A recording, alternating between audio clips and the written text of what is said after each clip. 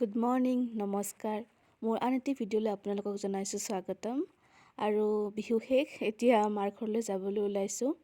দাদাই ৰাতিপুৱা আহিছে 8 বজাতে, কাৰণ তাৰ ডিউটি আছে। তো ডিউটি যোৱাৰ আগে আগে নিবলৈ আহিছে আমাক। আৰু এয়া আমি গৈ আছোঁ ঘৰলৈ বুলি। আৰু সৰভোগৰ পৰা যাম ঘৰলৈ, আৰু সৰভোগৰ দৈ লৈ নাযাম, এইটোনো কেনেকৈ হ'ব। তো এয়া দৈ আৰু ক্ৰীম লৈ লৈছোঁ ঘৰলৈ। আৰু এয়া আমি ঘৰ পাই গ'লোঁ। মা আছে বাহিৰতে।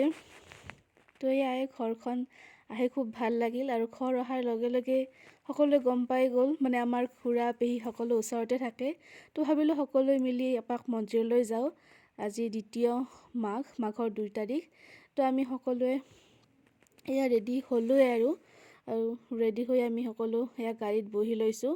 ইয়াত সকলো ঘৰৰ মানুহ আছে, মোৰ ভাইটি, পেহা, পেহী, খুৰীমা, বৰমা, এইখিনি আৰু মানুহ, মোৰ মা, আমি গোটেইখিনি।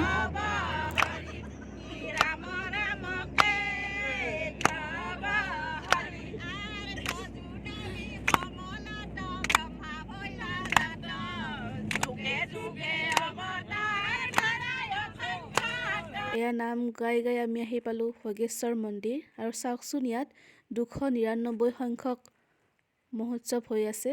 অহা বছৰ ইয়াত 300 সংখ্যক হ'ব। আৰু চাওক কি ধুনীয়া মেলা। মই আগতে অহা নাই ইয়ালৈকে। ঘৰৰ ওচৰত যদিও অহা হোৱাই নাছিল। আৰু সকলো ফালে দোকান, মানুহ। প্ৰথম দিনাখন আৰু ইয়াতকৈও বেছি হোৱা বুলি শুনিছিলোঁ। আজি দ্বিতীয় মাঘ, আৰু এয়া আমি ধূপ চাকি লৈ মন্দিৰৰ ভিতৰলৈ সোমাই গৈ আছোঁ। ভিতৰতো বহুত মানুহ, আৰু সকলো মানুহ বহুত দূৰ দূৰণিৰ পৰা আহিছে। ভালেই লাগে আৰু এনেকৈ মন্দিৰত গৈ, তাতে আৰু ঘৰৰ গোটেইখিনি মানুহ লগ হৈ আছোঁ, আৰু ভাল লাগিছে। আৰু এয়া আমি দুয়ো ইয়াত গামোচা বান্ধিছোঁ। ইয়াত বান্ধে সকলোৱে এনেকৈ। আৰু চাওকচোন কিমানবোৰ গামোচা, ৰুমাল, মানে যোনে যি বান্ধে আৰু বান্ধিছে ইয়াতে। আৰু তাৰপিছত আমি এয়া সেৱা কৰিলোঁ, প্ৰসাদ খালোঁ তাত। আৰু এয়া কৰি আমি এইবাৰ আহিছোঁ। ইয়াৰ আৰু এটা ওচৰতে মন্দিৰ আছে একেলগেয়ে, এইটো মানে পুৰণি মন্দিৰ। আৰু তাৰ পৰা আহি এইবাৰ আমি ধূপ চাকি ল'লোঁ। আৰু এইবাৰ আমি আহিছোঁ জালিঘাটা কালীবাৰী শিৱধামলৈ। আৰু ইয়াত এজোপা গছ আছে, যিডাল গছৰ পৰাই মানে বহুত ডাঙৰকৈ মানে শিপাবোৰ গৈ গৈ মানে ডাঙৰ, এছিয়াৰ ভিতৰতে প্ৰথম দ্বিতীয় কিবা এনেকুৱা আছিল, মোৰ মনত নাই। তো ইয়াতো আহিলোঁ, ভালে লাগিল। আৰু তাৰ পৰা আমি গ'লোঁ পৰিহৰেশ্বৰ দেৱালয়। আৰু তাৰ পৰা আমি মোৰ পেহী ল'ৰাৰ এখন ৰেষ্টুৰেণ্ট আছে, ধাবা আছে, তাতে আমি দুপৰীয়াৰ ভাত পানী খালোঁ। আৰু এয়া সকলোৱে আমি লগ লাগি একেলগে দিনটো পাৰ কৰিলোঁ, ভাল লাগিল গোটেইখিনি মানুহে। আৰু এয়া আমি গোটেইকেইটাৰে ফটো ইয়াত লগাইছোঁ।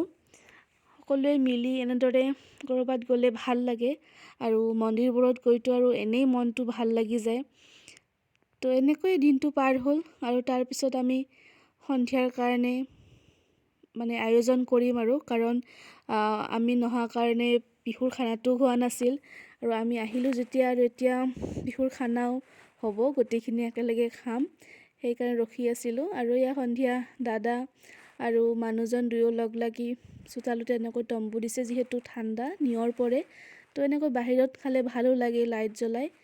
তো সেয়াই আৰু এয়া মাছৰ কাৰণে মায়ে যোগাৰ কৰি আছে আৰু এইখিনি। আৰু এয়া পঠাৰ মাংস বনাই আছে আমাৰ পেহাই। তো মই আৰু ইফালে সিফালে চাই আছোঁ কোনে কি বনাইছে। আৰু মায়ে এয়া পাকঘৰত বনাই আছে, মানে মাছ ভাজি আছে পাকঘৰত।